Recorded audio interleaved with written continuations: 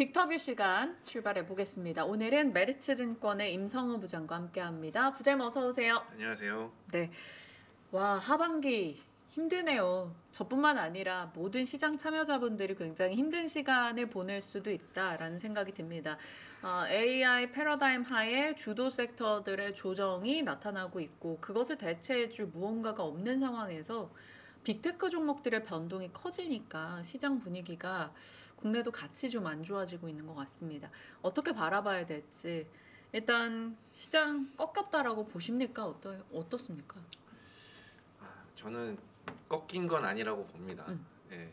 그러니까 지금 시장이 굉장히 가파르게 하락하고 있는데 이 하락의 본질이 뭔가를 우리가 더듬어 봐야 돼요. 네. 이 하락이 시작됐던 초기가 뭐였냐면요. 미국의 헤지펀드 언와인딩이었습니다. 이게 왜 촉발이 됐냐면 미국 CPI, 6월 CPI가 둔화로 나왔죠. 7월 초에. 그러면서 9월에 금리 인하가 거의 시장에서는 기정사실화로 확률이 굉장히 올라가기 네. 시작했고요. 그때부터 촉발이 된 게 지금까지 한 2년여 동안 미국의 수많은 헤지 펀드들이 누적된 포지션이 뭐였냐면 빅테크 롱 그리고 중소형주 숏이었어요. 이게 거의 역사상 최대 규모의 롱, 최대 규모의 숏으로 계속 누적돼 왔었고 거기서 수익이 굉장히 많이 났죠. 네. 근데 이게 금리 인하 왜 중소형주 숏을 했냐? 금리가 높으면은 빅테크 현금이 많은 빅테크보다 현금이 없고 좀 수익화도 좀 어려운 이 소규모의 중소기업들이 더 어려운 거지 않습니까? 그래서 중소형주가 숏이 많이 있었던 거고 실제로 중소기업들 매출이나 이런 거 되게 어려움을 많이 겪고 있었고요. 사실은 실제로. 그런데 금리 인하가 되면은 이제는 중소기업들 상황이 나아지겠네, 괜찮아지겠네. 이렇게 센티가 이제 반대로 작용을 하죠. 그러면서 이 포지션에 언와인딩이 발생을 하기 시작한 겁니다. 그래서 거기서부터 러셀이 급등하기 시작했죠. 7월 한 중순부터요. 그리고 나스닥에 매물이 많이 나오기 시작했습니다. 사실 그게 시작이었어요. 그런데 여기서 트럼프가 총을 맞았죠. 네. 갑자기 트럼프의 당선 확률이 급등을 했습니다. 그래서 트럼프가 그와 동시에 그 며칠 전에 인터뷰를 했었는데 TSMC를 입에 올렸어요. TSMC가 우리 반도체를 다 뺏어갔다. 대만의 방위비 내라는 얘기를 하면서 TSMC를 이제 거론을 했단 말입니다. 네. 그러면서 이 안 그래도 이 헤지 펀드가 빅테크를 매도하기 시작했는데 트럼프가 TSMC 이 AI 산업의 가장 핵심적인 기업이라고 할 수 있는 TSMC에 대해서 부정적인 말을 꺼냈습니다. 그래서 네. 우리가 과거에 트럼프 일기 때 그 트라우마가 살아난 거죠. 이 트럼프의 어떤 그 말에 의해서 굉장히 이 시장이 크게 출렁였었던 그 아픈 기억이 되살아나면서 이제 IT에 대한 매도세가 추가로 확대가 된 거죠. 네.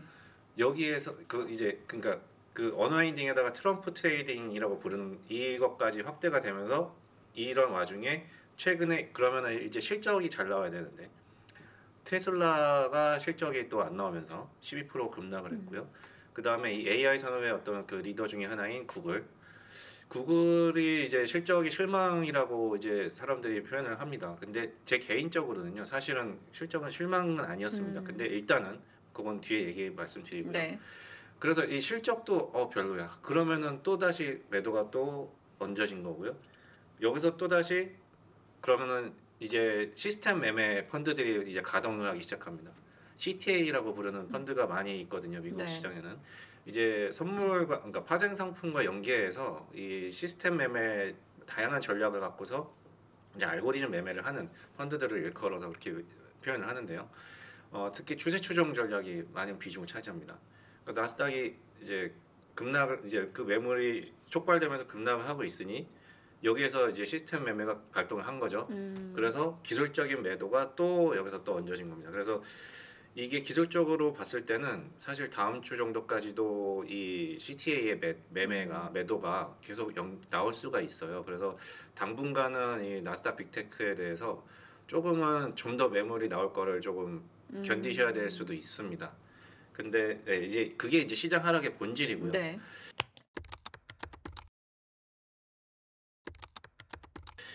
그러면 펀더멘털 상으로도 문제가 정말 큰 것인가? 이 부분은 좀 다른 얘기입니다.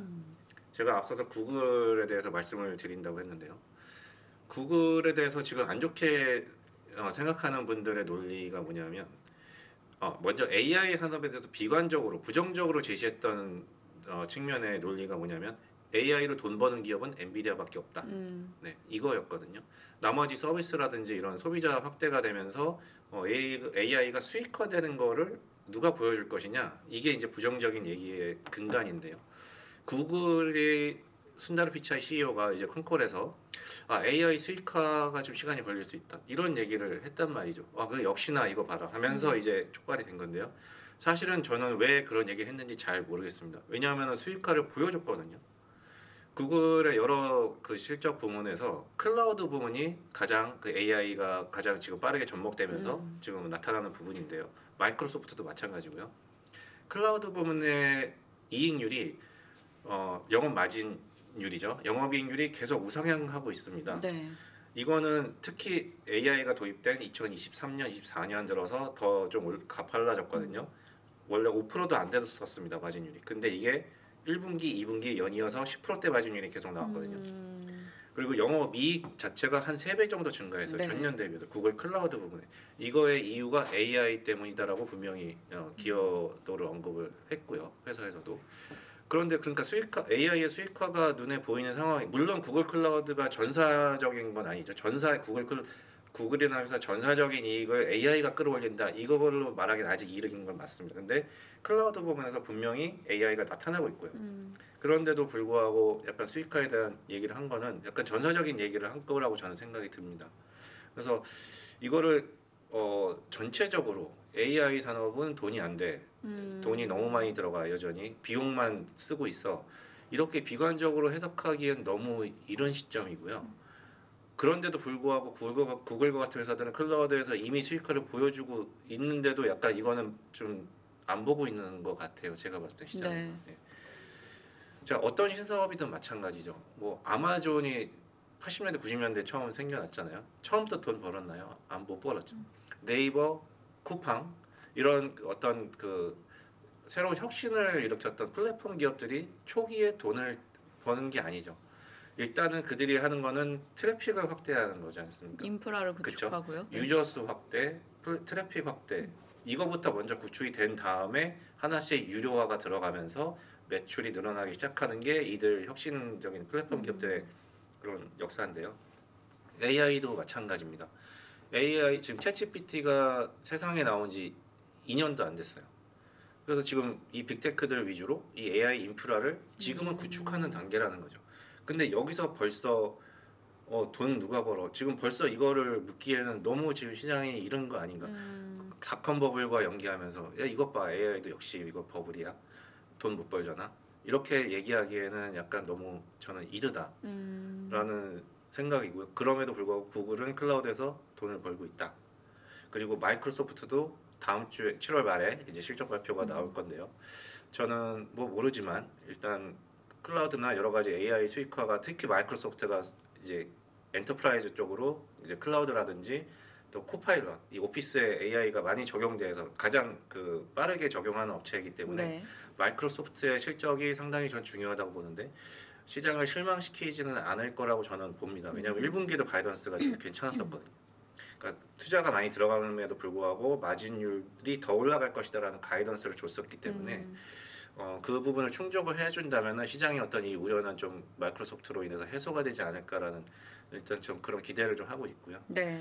이게 하락의 본질, 지금의 시장의 모습이라고 좀 말씀드릴 수 있을 것 같습니다. 헤지펀드의 포지션 변화, 그리고 트럼프 트라우마로 인한 움직임, 거기에다가 이제 시스템의 좀 기계적인 수급 움직임까지 더해지면서 빅테크의 흔들림이 꽤 커지고 있는 상황인데, 그 안에서 AI 패러다임의 변화가 있느냐, 주도주로서 정말 의심을 벌써 할 시기인가에 대한 질문을 던져주셨고, 일단 알파벳 실적에 대한 평가는 너무 과도하게 비관적이었다라고 이렇게 평가를 내려주셨네요. 알파벳과 AI 패러다임의 추후의 흐름에 대해서 한번 좀 생각하게 되는 그런 답변을 주신 것 같습니다.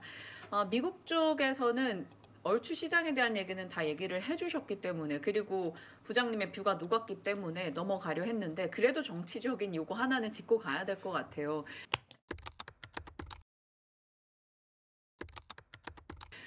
트럼프 당선 가능성, 지금 해리스가 등장하면서 이제 그쪽으로 분위기가 조금 직결되고 있어서 이제는 해볼만 하다라는 시각도 있습니다. 물론 베팅 사이트 기준은 트럼프가 높고 여론조사 지지율 기준으로는 좀 오차 범위 내에서 등락을 거듭하고 있거든요. 어느 쪽으로 무게 두세요? 일각에서는 뭐 누가 되든 간에 장기적 관점에서 5년, 10년 되고 돌아보면 이건 너무 타이니한 이슈야 라고도 얘기하시더라고요. 어떤 시각이십니까?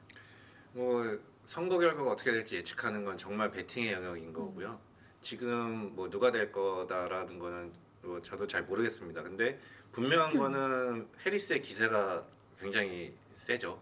지금 민주당의 결집이 굉장히 강하게 들어오고 있는 상황인 것 같고요. 그래서 트럼프가 당연히 되라고 생각했던 게 까봐야 알겠네라고 일단은 좀 변한 것 같긴 합니다.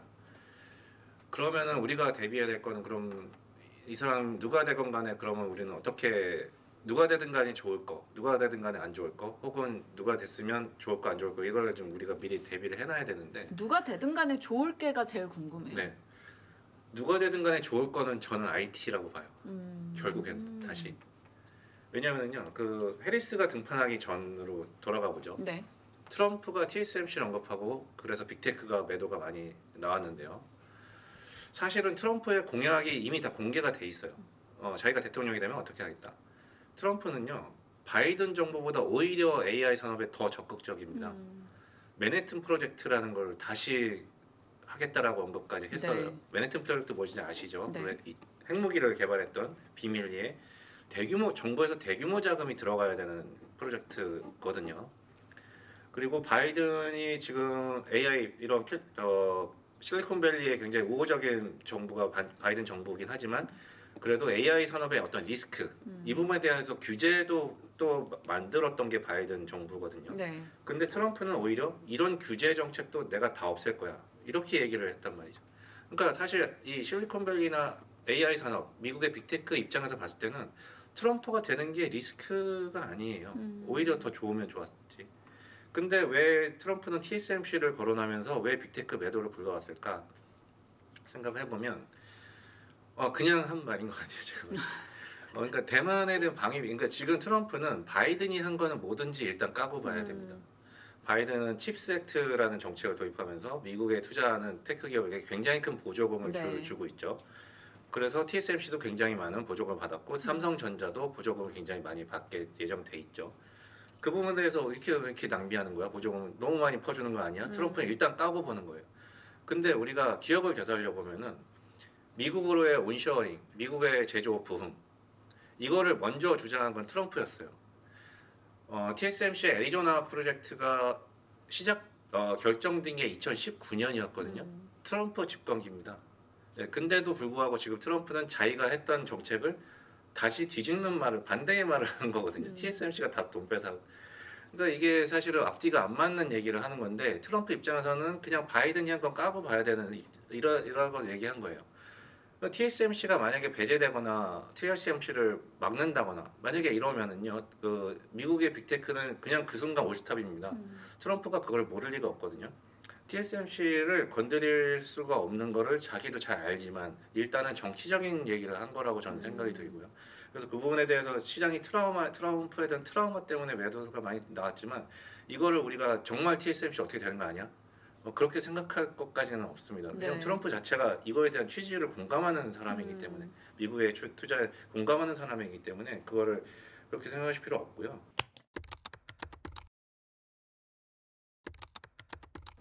실제로 그 섹터 수익률을 보면은요, 네. 트럼프 집권기에 IT가 제일 많이 올랐어요.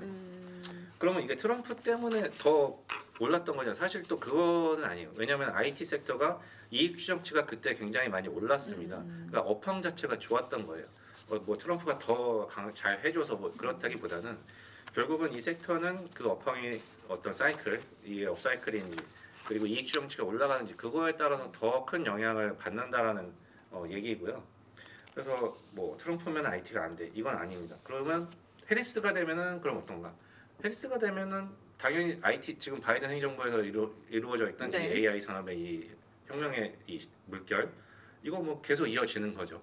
그리고 친환경이라든지 이런 IRA 이게 또 계속 또 유지가 되는 거고요. 신재생이라든지 이런 새로운 산업에 대한 이런 것들이 또 계속 유지가 되는 측면에서 또 나쁘게 볼 게 없습니다. 그래서 저는 대통령이 누가 됐든 간에 결국에는 IT는 지금의 여러 노이즈에도 불구하고 이 AI 산업을 기반으로 한 IT 산업은 계속 긍정적으로 볼 수 있다. 저는 그렇게 보고 있습니다. 네. 상반기, 그러니까 작년 연말부터 해서 올해 상반기까지 AI 패러다임 하에 반도체 밸류체인도 그렇고 전반적으로 주도 섹터를 명확히 해줬었는데 이쪽이 흔들리면서 하반기에 투자자들의 심리가 많이 위축되어 있는 건 사실입니다. 그렇기 때문에 오늘 반도체 섹터 혹은 IT를 둘러싼 이야기에 좀 더 집중을 해 나가고 있고요. 그러면 지금의 이제 말씀 주신 스토리를 기반해서 봤을 때는 결국에는 이로 인한 주가 변동은 매수 기회 이렇게 봐야 될까요? 반도체에 대해서? 네, 저는 결국에는 매수 기회라고 보는데요. 네. 초반에 말씀드린 것처럼 사실은 이 기술적인 관점에서 이 시스템 매도가 좀 더 연장이 될 여지가 있기 때문에 변동은 있기 때문에. 네, 변동이 있기 때문에 지금 뭐 남은 현금을 다 털어서 오늘 다 사야 돼. 뭐 이러기보다는 조금 더 약간 시간을 두고 좀 신중하게 매수를 조금씩만 더 하시는 걸로 하는 게 좋지 않을까 저는 그렇게 보고 있는데, 그러니까 결국에는 저는 긍정적으로 봅니다. 이 모든 상황에도 네. 불구하고 하지만 네, 어쨌든 지금의 어떤 기술적인 관점 이런 부분에서는 조금은 좀 주의를 좀 기울이시는 게 좋지 않을까.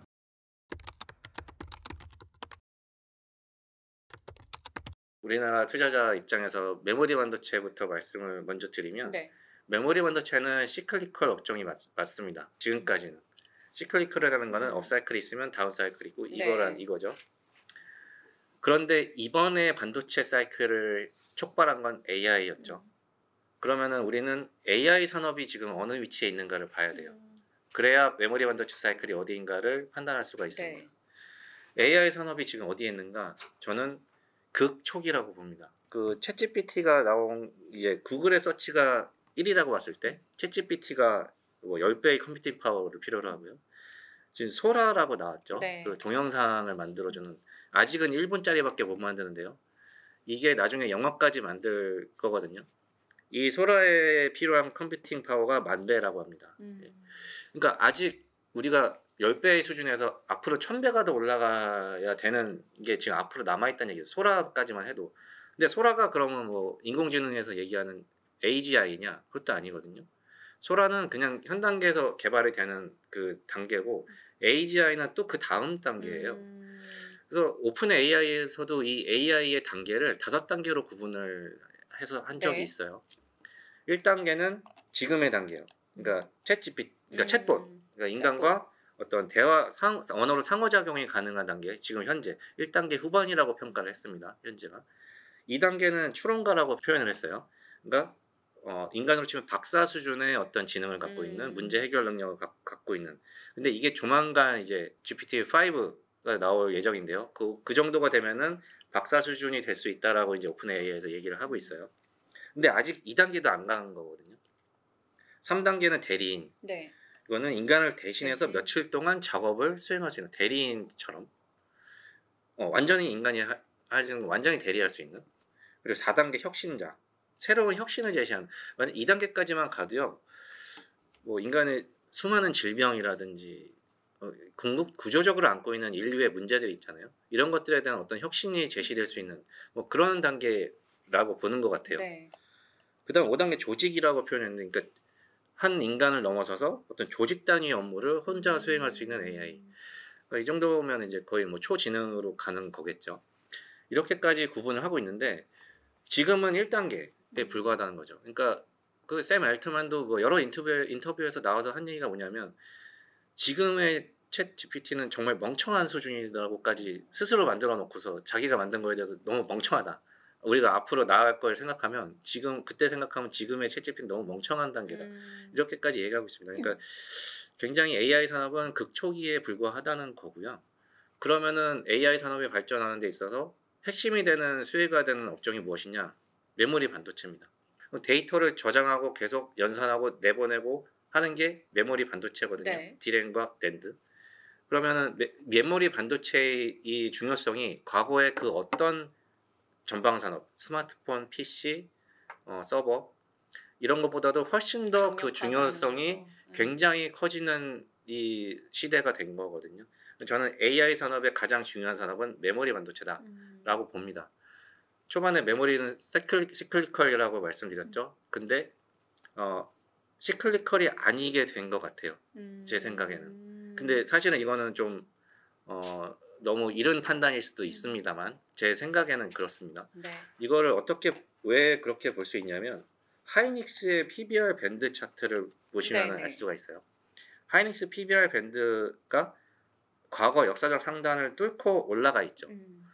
시클리컬 산업이면은 이런 모습이 나올 수가 없습니다. 시클리컬 산업은 밸류에이션의 상단이 늘 정해져 있고 상단과 하단이 늘 정해져 있는 게 시클리컬 산업입니다. 그래서 밴드를 보고 기준을 많이 삼잖아요. 많이 올라갔네, 이젠 다운턴 오겠네. 너무 많이 내려갔네, 이젠 업턴 오겠네. 이거거든요.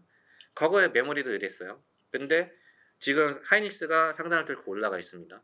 마이크론이 뒤따라서 올라갔어요. 상단을 뚫고 올라갔습니다. 시장은 이미 메모리 산업에 대해서 이제는 시클리컬이 아닐 수도 있다라고 프라이싱을 하고 있다고 봐요.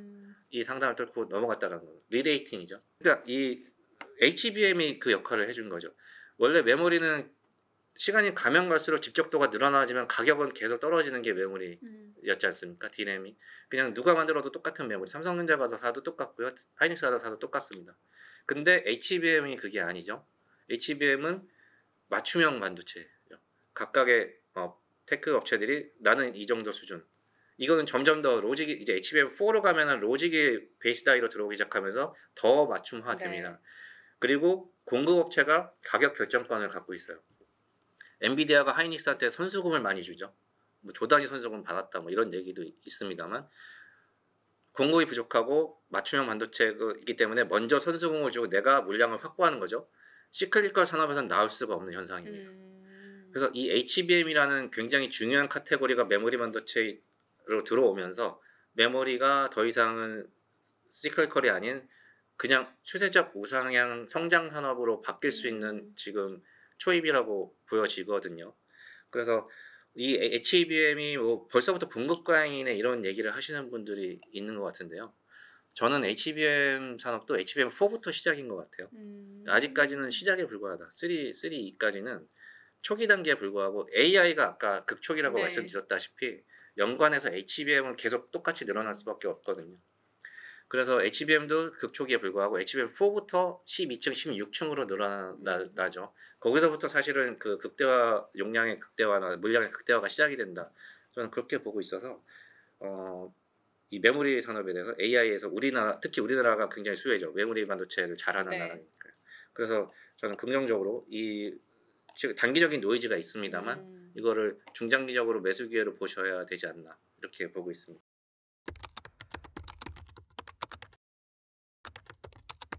중장기 관점에서 충분히 매수 가능하다라는 점인데 SK하이닉스, 삼성전자 뭐 개인의 돈이 많아서 다 살 수 있으면 좋겠죠. 그런데 그렇지 않다면 둘 중에 뭐가 나은지에 대한 간략 코멘트 그리고 밸류체인 내에서 탑픽은 어떻게 꼽아 가시는지도 궁금합니다.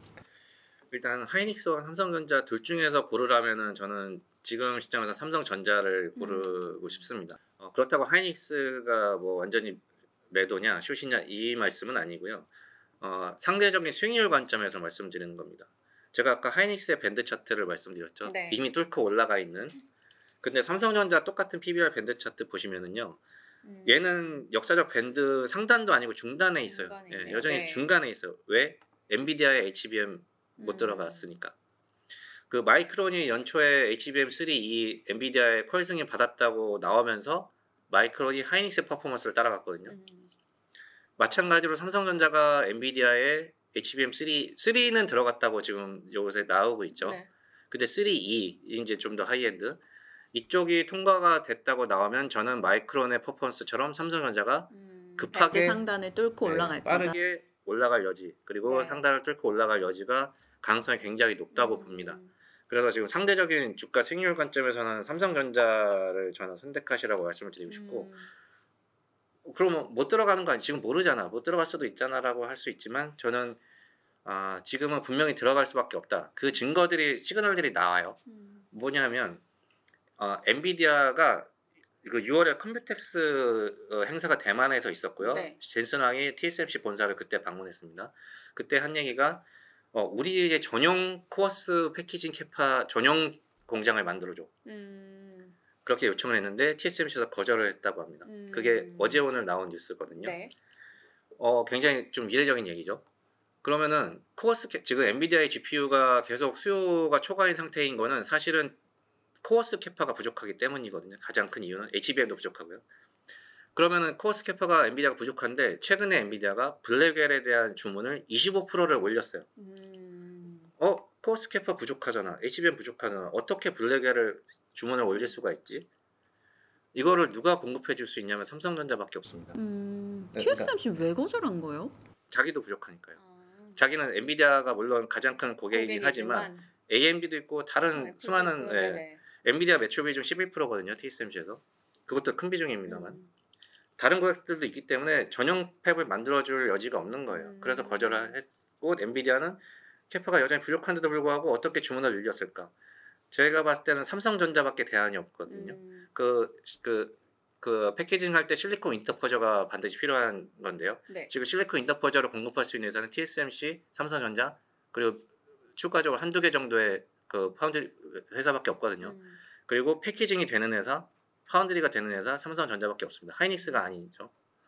그리고 삼성전자가 그러면 HBM3E도 공급을 해줘야 되는데 하이닉스 캐파로는 지금 25% 주문 증가를 감당할 수가 없습니다.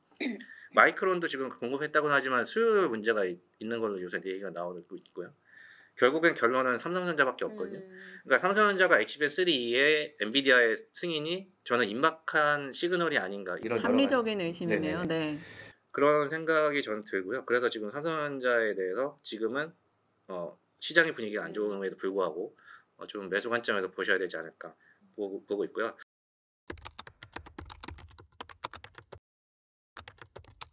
그럼 삼성의 아랫단의 종목으로는요? 대형주는 그렇고요.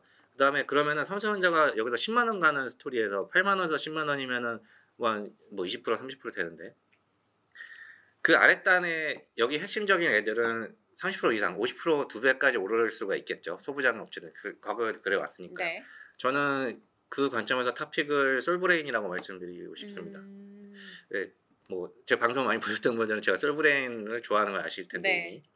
근데 주가는 많이 빠지고 있죠. 근데 제 솔브레인이 왜 탑픽이냐면은요. 솔브레인은 이제 반도체 소재를 하는 회사죠. 근데 디램과 낸드 둘 다 이제 소재를 많이 하는 회사고 네. 특히 낸드 쪽으로 비중이 조금 더 큽니다. 낸드 쪽에서 뭘 하냐면은 이제 에천트 식각용 그 가스 에천트와 그리고 CMP 슬러리 네. 그거를 이제 주로 공급을 하는 회사가 솔브레인입니다. 삼성전자 내에서 CMP 슬러리에 굉장히 지배적인 위치를 차지하고 있고요. 특히 HBM용 CMP 슬러리는 솔브레인이 삼성전자형으로 독점입니다. 하이닉스 향으로도 독점이었습니다. 근데 동진 세미캠이 하이닉스 향으로는 들어왔어요. 네. 아직은 미미합니다. 어쨌든 그런 상황이고요. 그리고 솔브레인은 특히 삼성전자 3나노 파운드리의 GAA 공정에서 초상계 에천트를 독점 공급하고 있어요. 물론 아직까지 삼성전자 3나노 파운드리에 대해서 시장에서 아무도 인정해주지 않죠. 하지만 일단은 그 초상계 에천트를 독점 공급하고 있다는 부분에서 만약에 삼성전자 파운드리가 부상을 하게 되면은 솔브레인은 그 이상의 그 실적의 레버리지가 나올 수가 있는 거거든요.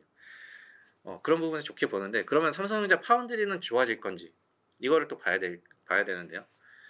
지금까지는 되게 안 좋은 시각이 더 대부분입니다. 네. 뭐 거민치도 수요 20%밖에 안 돼서 엑시노스 2500 하반기에 못 나온다. 이렇게 얘기를 했었는데요.